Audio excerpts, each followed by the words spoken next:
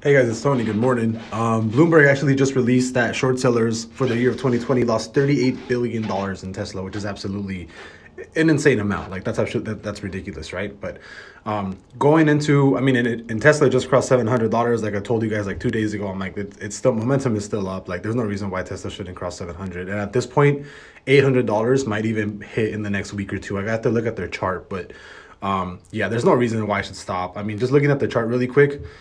746. It might go back down to 695.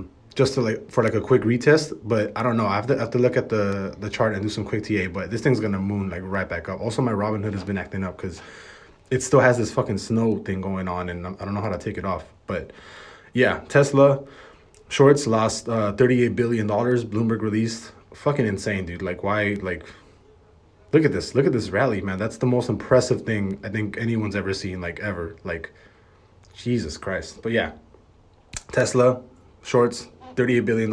At this point, you would think that everybody would just kind of stop shorting Tesla and just keep fucking buying it, you know?